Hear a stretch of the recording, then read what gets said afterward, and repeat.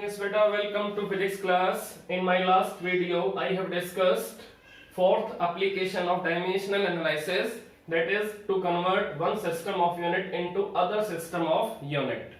In my last video, I have taken one specific example of this application, that was how many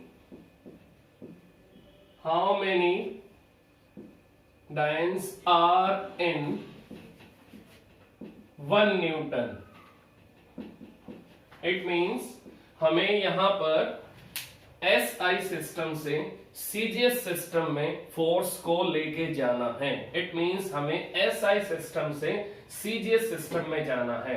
तो आपको ये learn होना चाहिए, आपको ये याद होना चाहिए कि जो न्यूटन है, Newton is SI unit of force. Newton is SI unit of force and dyne is CGS unit of force. तो फोर्स की स्टैंडर्ड यूनिट क्या है सीजीएस में? दैट इज डायन. तो डायन को हम सीजीएस में फोर्स की स्टैंडर्ड यूनिट लेंगे और न्यूटन को हम एसआई सिस्टम में फोर्स की स्टैंडर्ड यूनिट लेंगे. तो अब हमें ये तो मालूम चल गया कि हमें एसआई से सीजीएस में जाना है. तो हमें अभी ये नहीं मालूम कि फोर्स की जो वैल्यू आएगी वो सीजीएस में क्या आएगी. It means how many dynes are in 1 Newton. It means we have information about units of two systems, but we have only information about units of two system, but we don't have information about value of force in new system, that is CGS system. तो हमें ये तो मालूम है कि SI में force की value 1 है, लेकिन हमें ये नहीं मालूम कि CGS में फोर्स की वैल्यू क्या होगी. तो हमें दोनों सिस्टम्स की यूनिट तो मालूम है, हमें एक सिस्टम में फोर्स की वैल्यू मालूम है, लेकिन हमें नंबर 2 सिस्टम में फोर्स की वैल्यू नहीं मालूम. तो आपको ये मालूम होना चाहिए कि हमें ये माइंड में रखना है कि quantity will remain same, units can change, numbers can change. It means n1 u1 equal to n2 u2 and it is equal to quantity and quantity will remain constant. Quantity हमेशा constant रहेगी, units can change, numbers can change. It means number क्या आपके पास 1, unit बोलो क्या Newton. हमें यहां number नहीं मालूम, हमें यहां यूनिट मालूम है, दैट इज डायन. तो हमें n2 की वैल्यू फाइंड आउट करनी है. तो हमें n2 की वैल्यू फाइंड आउट करनी है. तो सबसे पहले चेक करो ये दोनों यूनिट्स किस क्वांटिटी की हैं, that is force. Now dimensional formula of force is mlt minus 2. Dimensional formula of force is mlt minus 2. Now Newton can be written as kg metre upon second square. आप check कर सकते हो Newton किसके equivalent होगा, kg metre upon second square, because Newton का formula that is mass into acceleration. Newton किसकी unit है, force की, और फोर्स किसके इक्वल होगा, मास इनटू एक्सेलरेशन. तो मास kg में होगा और acceleration metre upon second square में होगा. तो न्यूटन को हम क्या लिख सकते हैं, kg metre upon second square. इसी टाइप से बताओ बेटा, डायन का meaning gram centimetre upon second square. It means again it is mass into acceleration. तो अगर मैं न्यूटन को फंडामेंटल फॉर्म में लिखूं तो कैसे लिखूंगा बेटा, mlt minus 2. आप चेक कर सकते हो. ऐसे अगर मैं डायन को लिखूंगा तो कैसे लिखूंगा, mlt minus 2.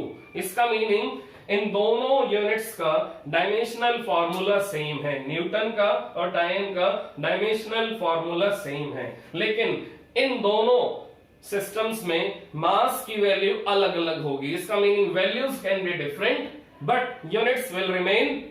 Values can be different, units can be different but quantity will remain same. तो आपको माइंड में रखना है कि वैल्यूज डिफरेंट हो सकती है मास की, वैल्यूज डिफरेंट हो सकती है मास की, यूनिट्स डिफरेंट हो सकती है मास की, but quantity will remain same.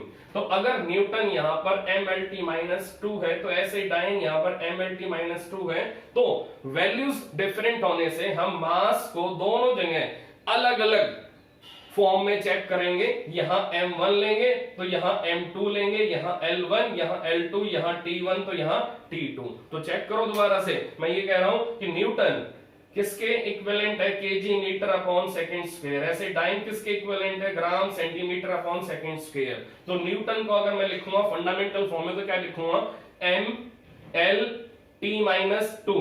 ऐसे डाइन को m l t माइनस 2। लेकिन SI में मास की वैल्यू अलग होगी, CGS में मास की वैल्यू अलग होगी, इसी टाइप से SI में लेंथ की वैल्यू अलग होगी, CGS में लेंथ की वैल्यू अलग होगी। तो हम वैल्यूज को अलग अलग दिखाने के लिए क्या लेंगे, m1 लेंगे और यहाँ m2 लेंगे, यहाँ L1 लेंगे, यहाँ L2 लेंगे, यहाँ T1 लेंगे, यहाँ T2 लेंगे। इसका meaning values can be different, units can be different, but quantity will remain same. तो अब आपके माइंड में ये फिक्स हो जाना चाहिए कि न्यूटन को हम फंडामेंटल फॉर्म में लिख सकते हैं, क्योंकि न्यूटन किसके इक्वल है, kg metre upon second square. तो kg metre upon second square meaning क्या है बेटा, मास into length upon time square। तो it is mass length into time power minus 2।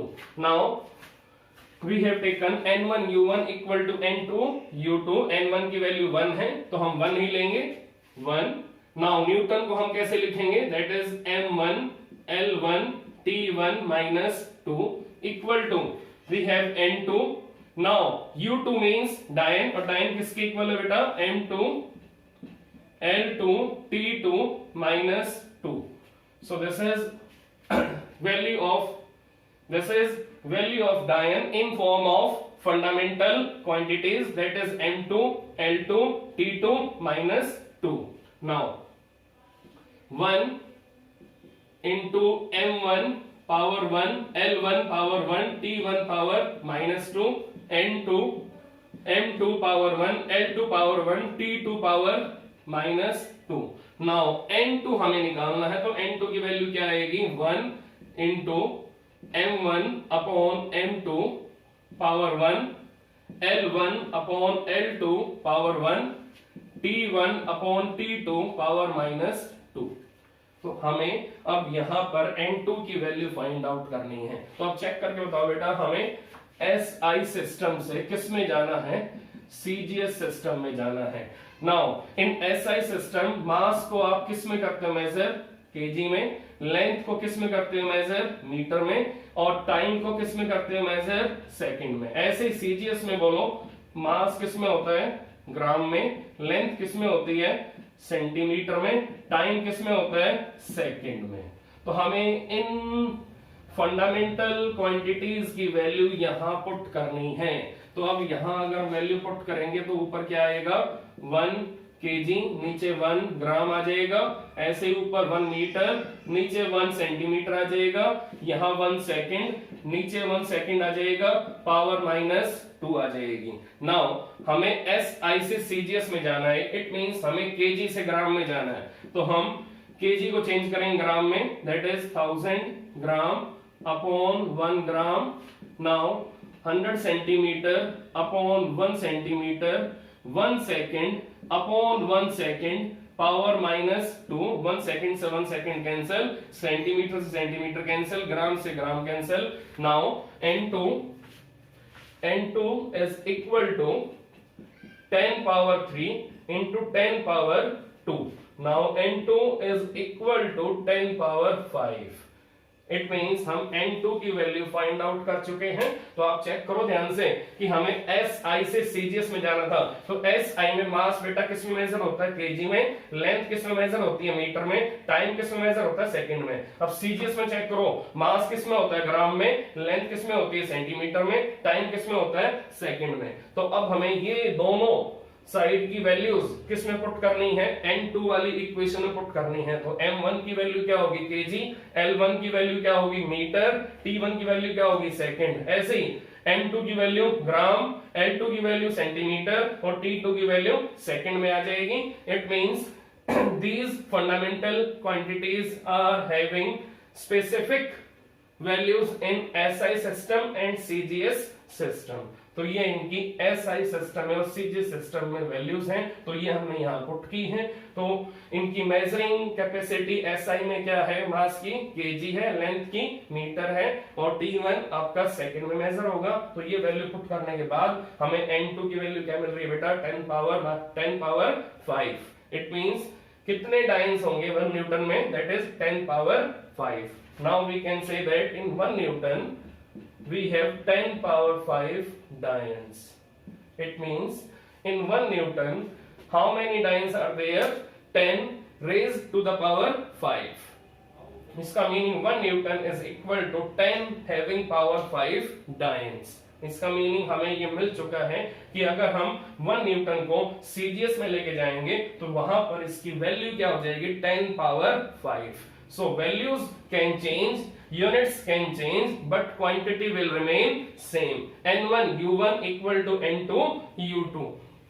अब आप चेक करो, यहां नंबर इंक्रीज हुआ है तो यहां यूनिट का वेट कम हुआ है, यहां नंबर कम है तो यहां यूनिट आपकी हैवी है। So Newton is more heavier than dyne. तो न्यूटन बड़ी यूनिट है बेटा, डायन छोटी यूनिट है। इसका meaning Newton is heavier unit, डायन इज स्मॉलर यूनिट। तो जहां मैग्नीट्यूड, जहां वैल्यू हाई होगी वहां यूनिट स्मॉलर हो जाएगी, जहां वैल्यू कम होगी वहां यूनिट हैवी हो जाएगी। तो ये आपको माइंड में रखना है कि जहां वैल्यू कम होगी वहां यूनिट हैवी हो जाएगी, जहां वैल्यू ज्यादा होगी वहां यूनिट स्मॉलर हो जाएगी। So this is all about conversion of one system of unit into another system of unit. तो हम एक सिस्टम से दूसरे सिस्टम में जाएंगे और अलग अलग क्वांटिटीज को हम न्यू सिस्टम में मेजर करेंगे, जिससे हमें मालूम चलेगा कि सीजीएस में उस क्वांटिटी की वैल्यू क्या होगी, एफपीएस में उस क्वांटिटी की वैल्यू क्या होगी, किसी मैन मेड सिस्टम में उस क्वांटिटी की वैल्यू क्या होगी। तो अब हम नेक्स्ट न्यूमेरिकल ले रहे हैं।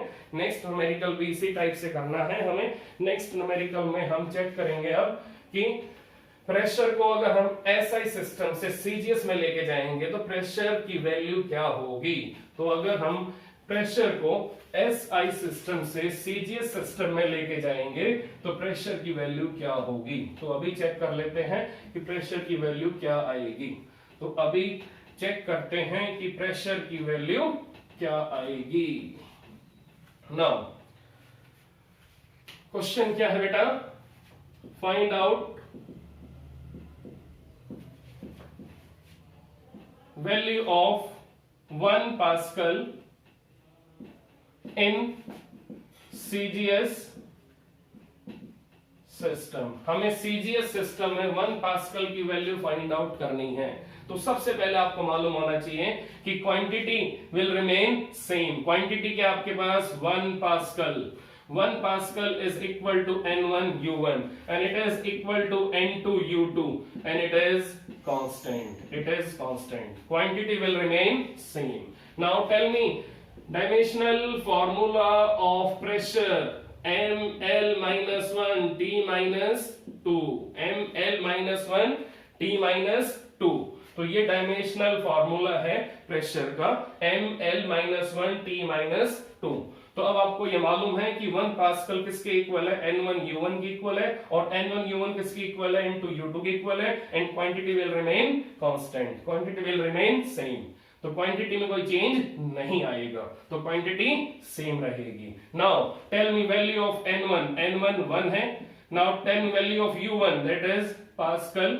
Now tell me value of N2 हमें नहीं मालूम, value of U2 that is new units in CGS system, new units in CGS system. तो आपको मालूम होना चाहिए N1 का मीनिंग 1 गिवन है, U1 पास्कल है, N2 हमें नहीं मालूम और U2 का meaning new units in CGS system. तो हमें अब यहां पर N2 की वैल्यू फाइंड आउट करनी है। हमारे पास प्रेशर का डायमेंशनल फॉर्मूला है। तो अब आपको यहां पर ये मालूम होना चाहिए कि 1 पास्कल किसके इक्वल होगा, 1 pascal is equal to 1 Newton upon metre square, 1 Newton upon metre square. It means 1 pascal is equal to 1 Newton upon 1 metre square. 1 Newton upon 1 metre square. अब न्यूटन को हटाओ, किससे हटाओगे? Newton kg into metre upon second square upon metre square. It means 1 pascal is equal to kg metre minus 1 second minus 2। तो आप pascal को fundamental units की form में कैसे लिखोगे बेटा? 1 pascal is equal to kg metre की power minus 1 second की पावर माइनस 2। तो हम पास्कल को फंडामेंटल यूनिट्स की फॉर्म में लिख सकते हैं। हमें पास्कल को अगर फंडामेंटल फॉर्म में लिखना है तो मालूम होना चाहिए पास्कल किससे मिलके बना है? Kg metre minus 1 second minus 2। Now tell me, pascal is equal to kg के लिए m आ जाएगा, मीटर के लिए l आ जाएगा और सेकंड के लिए माइनस 2 आ जाएगा। तो आपको मालूम चल गया कि पास्कल को हम डायमेंशनल फॉर्म में लिख सकते हैं, पास्कल को हम फंडामेंटल यूनिट्स की फॉर्म में अगर लिख सकते हैं तो पास्कल को हम फंडामेंटल क्वांटिटीज की फॉर्म में भी लिख सकते हैं। तो पास्कल किसके इक्वल आ गया? m l minus 1 t minus 2। Pascal equal to m l minus 1 t minus 2। तो अब इसी टाइप से बेटा आपको मालूम होना चाहिए, अगर पास्कल को हम SI सिस्टम में m l minus 1 t minus 2 लिख सकते हैं तो हम पास्कल को CGS सिस्टम में भी ऐसे ही लिख सकते हैं। तो CGS units equal to again m l minus 1 t minus 2। अब आपको मालूम है कि SI सिस्टम में मास की वैल्यू अलग होगी, CGS में वैल्यू अलग होगी, तो हमें दोनों मासेस को अलग अलग सिस्टम में डिफरेंशिएट करना पड़ेगा, इनको डिफरेंस में लिखना पड़ेगा। तो यहां m1 दे देंगे, यहां m2 दे देंगे। आपको मालूम है SI में मास की वैल्यू अलग आएगी, CGS में मास की वैल्यू अलग आएगी। इसका मीनिंग दोनों मासेस की वैल्यू अलग अलग होने से हमें इनको अलग अलग इंडिकेटर देने पड़ेंगे। यहां दोनों इंडिकेटर क्या रखा हमने? 1, यहां दोनों इंडिकेटर क्या रखा? 2। ऐसे ही L1 L2 T1 T2।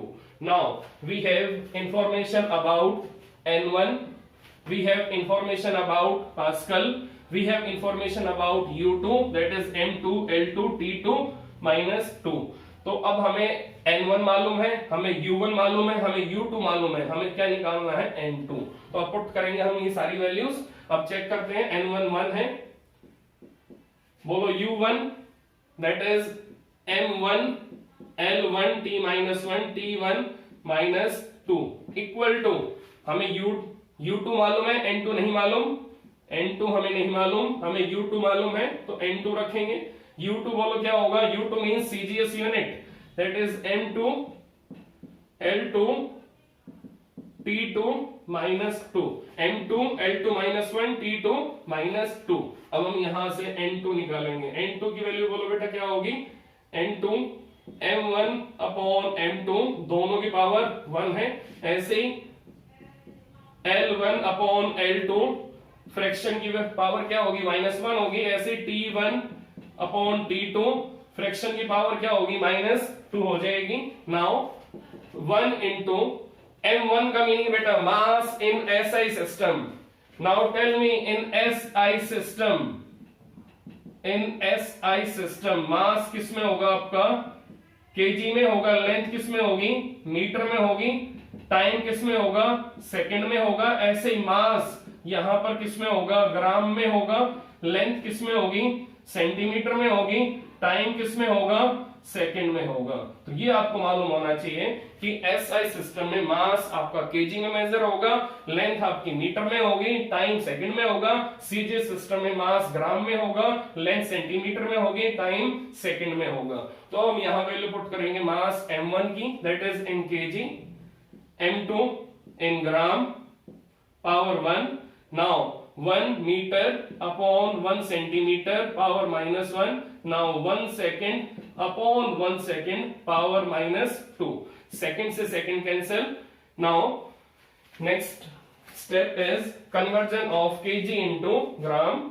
अब हम कन्वर्ट करेंगे केजी को ग्राम में, क्योंकि हमें SI से CGS में जाना है। तो यहां आएगा 1000 ग्राम upon gram, 100 centimetre upon 1 centimetre power minus 1 into 1, क्योंकि 1 सेकेंड अपॉन 1 सेकेंड दोनों कैंसिल, 1 की पावर -2 क्या होगा बेटा, 1 ही होगा। Now it is 1 into gram से gram cancel, centimetre centimetre cancel, 10 power 3 into 10 power 2 और होल पावर -1। आप चेक कर सकते हो 10 पावर 2 है और होल पावर क्या है, -1। Now 10 power 3 into 10 power -2, 10 power 3 into 10 power -2, now it becomes 10 power 1। now n2 we have found, n2 की वैल्यू क्या आ रही है बेटा, it is 10। now in 1 Pascal we have 10 CGS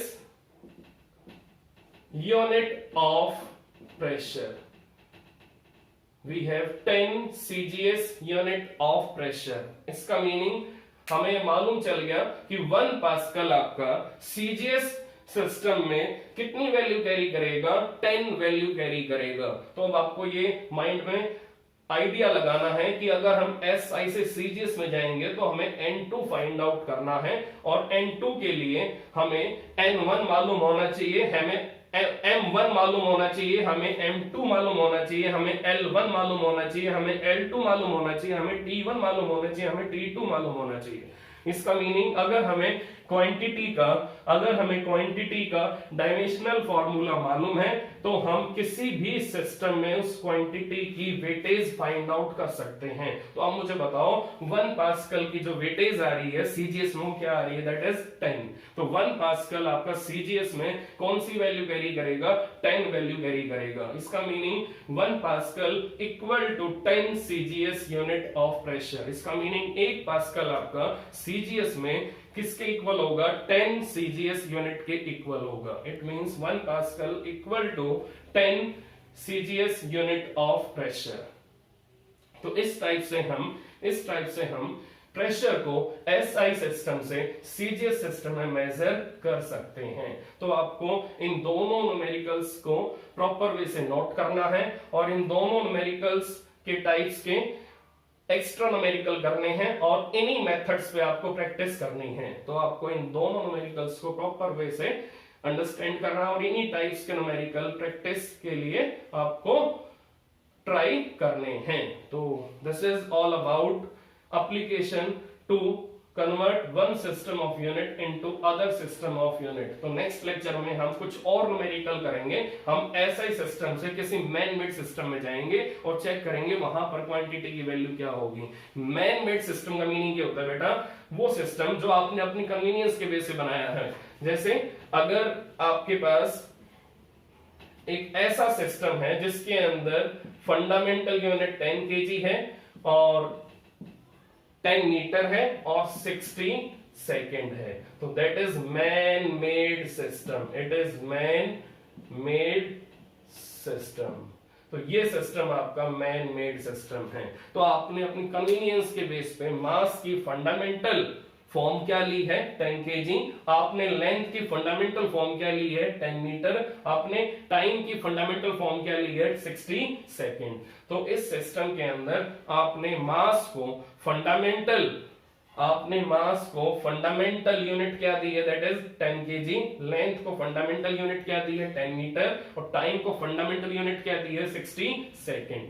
तो इसका मीनिंग यहाँ पर जो फंडामेंटल क्वांटिटीज हैं वो आपने अपनी कन्वीनियंस के बेस पे, अपने रिक्वायरमेंट के बेस पे चूज की हैं। तो दैट इज योर चॉइस। आपने अपनी चॉइस के बेस पे मास को 10 kg लिया है, लेंथ को 10 मीटर लिया है और टाइम को 60 सेकेंड्स लिया है। इसका मीनिंग मैन मेड सिस्टम में these 3 are fundamental units, fundamental quantities. तो आपने यहाँ पर इनको फंडामेंटल एज्यूम किया है। तो आप इस सिस्टम के अंदर भी प्रेशर की वैल्यू फाइंड आउट कर सकते हो। आप इस सिस्टम के अंदर भी 1 पास्कल की वैल्यू फाइंड आउट कर सकते हो। इसका मीनिंग ये M2 है, ये L2 है और ये T2 है। तो नेक्स्ट लेक्चर में मैं इन्हीं टाइप्स का न्यूमेरिकल आप करवाऊंगा जिसमें आपको ऐसा सिस्टम से मैन मेड सिस्टम में आना है और वहां पर चेक करना है कि उस क्वांटिटी की वैल्यू, उस फिजिकल क्वांटिटी की वैल्यू मैन मेड सिस्टम में क्या होगी। तो ये आपको नेक्स्ट लेक्चर में आपको इन्हीं टाइप्स के न्यूमेरिकल करवाऊंगा।